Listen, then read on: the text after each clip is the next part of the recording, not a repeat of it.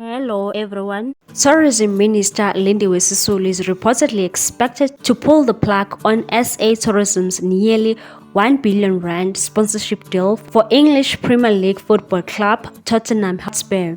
The Sunday Times publication reported that Sisulu will announce the decision to the nation on Sunday after she held a meeting with the SA Tourism Board on Saturday.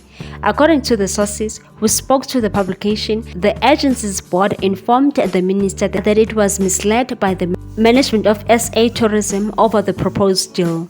The board apparently claimed that both the acting chief executive officer, Themba Khumalo, and the chief financial officer, Johan van der Walt, did not tell them about any conflict of interest involving van der Walt. The CFO reportedly has ties to the agency named in original documents relating to the Spurs sponsorship deal.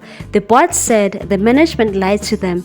An insider was quoted saying that, meanwhile, 3 SA Tourism Board members resigned on Thursday amid outrage from South Africans over the deal with Tottenham Hotspurs.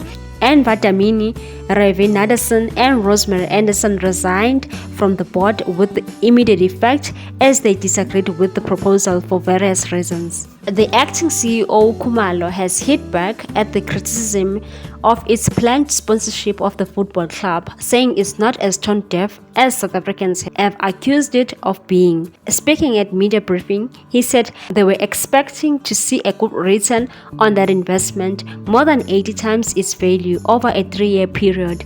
The acting CEO didn't detail how the return on investment more than 80 times its value over a 3-year period. He also said that the government had set SA Tourism a goal of achieving 21 million international tourist arrivals by 2030.